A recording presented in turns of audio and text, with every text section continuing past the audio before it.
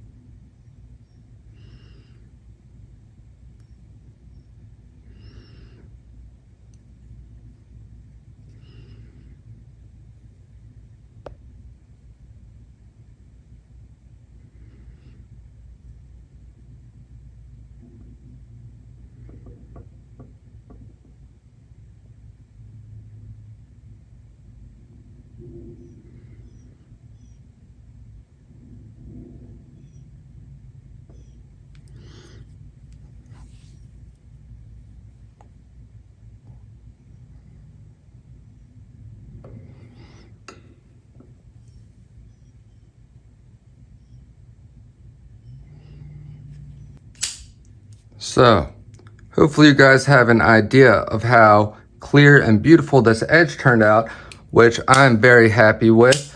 But the objective of this experiment was to find out if guided stropping was in fact superior to freehand stropping. And I've always said that freehand, well, at least I believe that freehand stropping is superior. With this experiment, I was attempting to prove myself wrong, just out of curiosity, because I'm always open to all possibilities, and I'm always willing to learn and improve my craft. So I wanted to, give guided stropping another serious attempt since the last time that I gave it a real try, and kind of wrote it off because I never got very impressive results with it.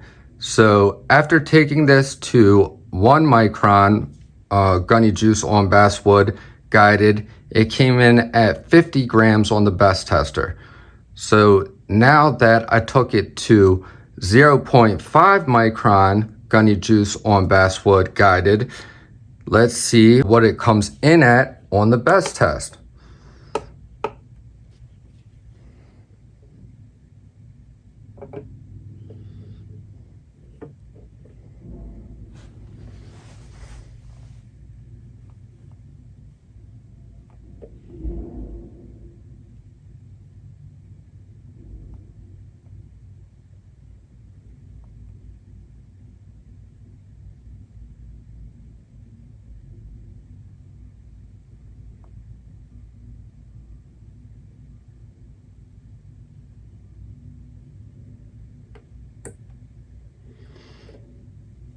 Very interesting.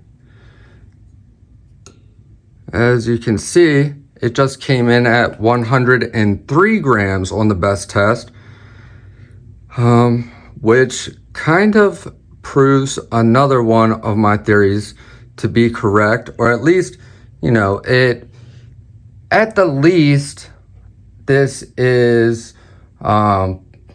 reassuring me that I'm at least not losing sharpness or potential sharpness when I am freehand stropping due to the inevitable variance due to, you know, human error and stuff. We are not robots, so there is going to be a certain degree of variance when we have full control over the process. So when you're using the guided system, especially one as solid and precise as the Tsprof, you eliminate a lot, if not all, of that variance, at least down to a very, very, very extremely microscopic degree. I mean, there's always going to be some level of variance, but it reduces it to the point that it's pretty much ruled out, at least as far as I'm concerned. So I wasn't you know, I wasn't hoping for a specific result with this experiment.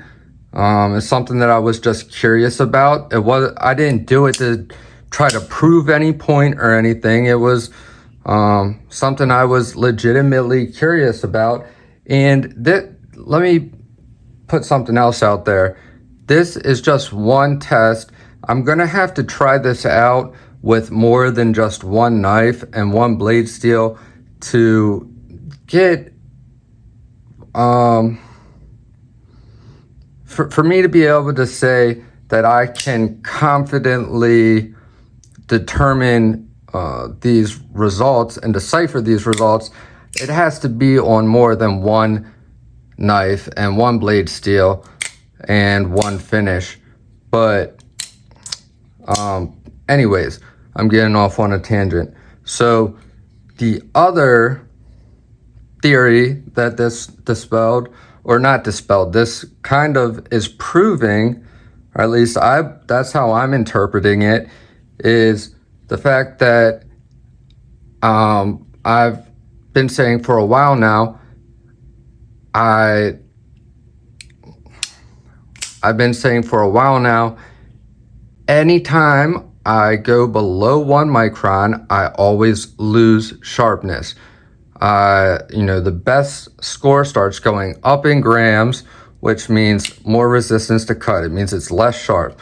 So lose sharpness, lose bite at the edge, lose cutting performance, etc. However, theoretically, you're supposed to, this is how it's supposed to work. The finer that you get that apex ultimately means the sharper that edge is. So the finer you go down in abrasive, the finer you are able to refine your apex. That means you can get it down thinner and finer, therefore being sharper. However, based off of every knife that I've sharpened since I have got this, since I bought this best tester, I have logged every knife that I've sharpened, well, 99.9% of them at least, and I put the knife make and model, the angle that I sharpened it at, the progression I used, you know, the finish, the final stone I used, the stropping progression, and the stropping material and abrasives used, and the best score. And all my sharpest edges have been finished with either 3-1 or 6-3-1 micron gunny juice on basswood, or a combination of kangaroo leather and basswood which has brought me down into the 20s. I've had a couple best tests come into the 20s, and I even had one best test come in at 18 grams, but I wasn't able to repeat that, so I kind of disregarded it, unfortunately.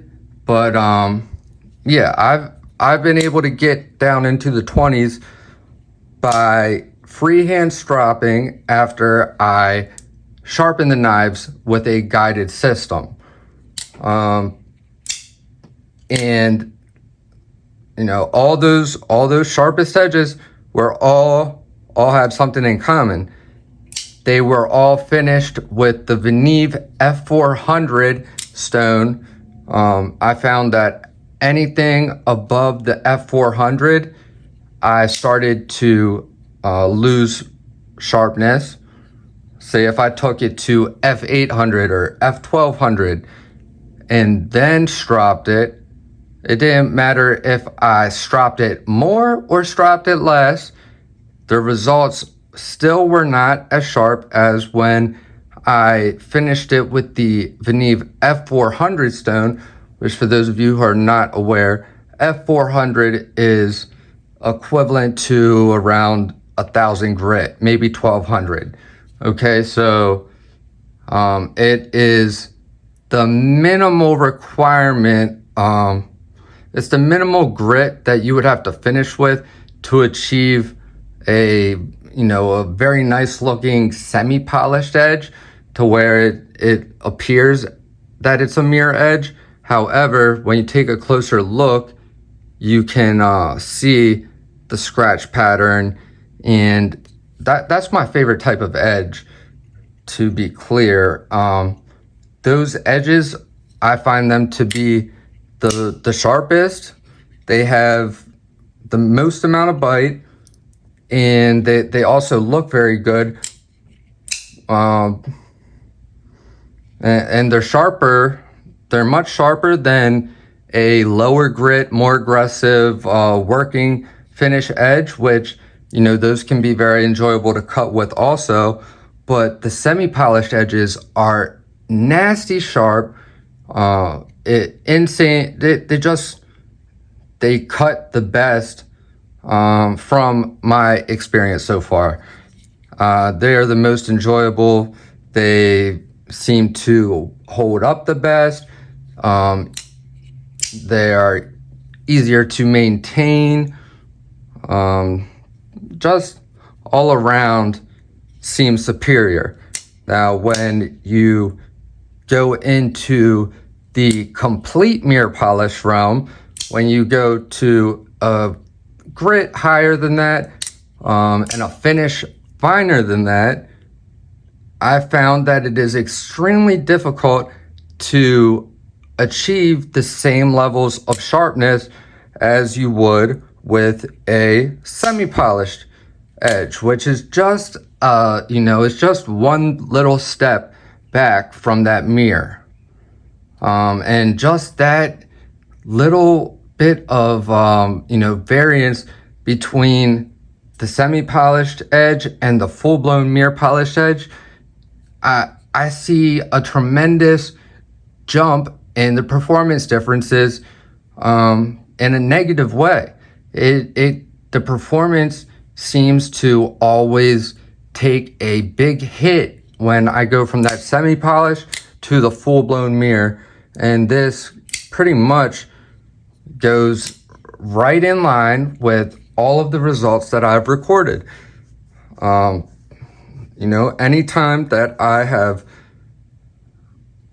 taken a blade to a higher level of polish, after it was already sharp, I've always lost sharpness.